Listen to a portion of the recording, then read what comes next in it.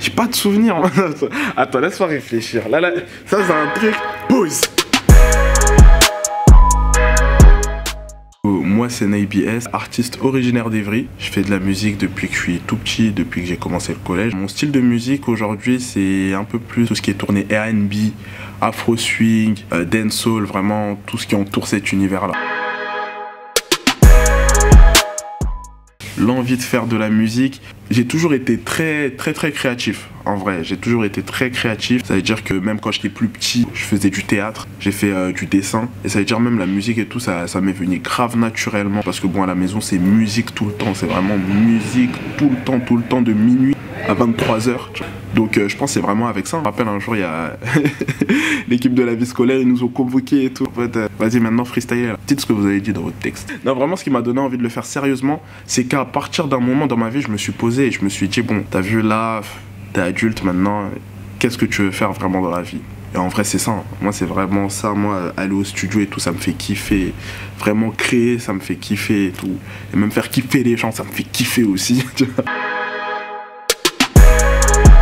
Du coup c'est pas un projet, c'est une playlist, ma première playlist que j'ai composée comme une playlist ordinaire dans le sens où j'ai mis plusieurs sons avec plusieurs univers différents. Il y a mes premiers feats et franchement c'est grave intéressant parce que sur chaque son tu vois il y a une histoire et c'est quelque chose que j'aime bien faire parce que je tente un peu tout, je touche un peu à tout, je regarde ce que le public en pense et du coup on l'a fait et franchement je suis grave étonné parce que j'ai que des bons retours.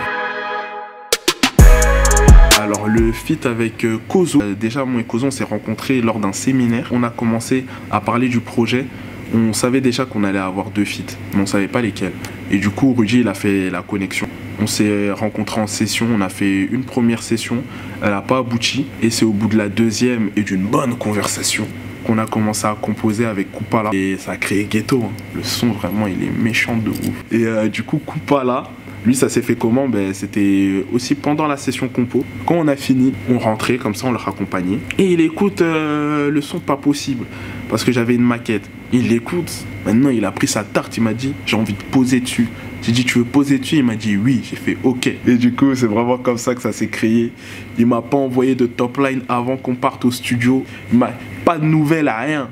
Ça veut dire pendant que moi j'étais en train de faire mes vocalises là-bas au studio, lui je le vois comme ça sur le côté, il est en train d'écrire. Je me dis, oh il se fout de moi. Maintenant quand il est parti poser, j'ai pris ma claque, j'étais en pote, c'est chaud. Allez écouter Pas Possible aussi, allez écouter la Naylist tout simplement. Mon titre préféré du projet, en sachant qu'il y a des sons aussi qui vont s'ajouter en bonus. Je dirais 500. Sinon, sur les sons qui sont déjà sortis, je dirais Toxique. En fait, Toxique, je trouve, il a un goût un peu. Il a un goût. Tu vois, c'est un délire aussi. T'as vécu la situation, le son, tu l'écoutes pas pareil et tout. Tu l'écoutes différemment. Tu vois. Un atout de la ville d'Evry-Courcouronnes, c'est que c'est selon moi, un vivier d'artistes. Tu vois, c'est comme je l'ai déjà dit, dans chaque quartier, il y a minimum 6 rappeurs. C'est vraiment minimum 6 rappeurs. Et encore là, c'est côté musique. Ça veut dire côté danse, cinéma, truc. Et un vivier d'artistes et de talents. Je sais pas. Carrément, j'ai croisé les jambes. Je pense que je suis plutôt scène, dans le sens où, lors de ma première scène, ça m'avait procuré vraiment beaucoup de plaisir. Mais après, le studio, c'est lourd aussi, mais non, c'est compliqué. Non, scène, vas-y, scène. Scène. Parce que je vais dire, tu vois, parce que scène aussi, t'as vu, si je flop, je vais dire studio, t'as vu ou pas? Si je flop une scène, je vais dire studio direct, mais vas-y, scène. Parce que scène, c'est vraiment intense.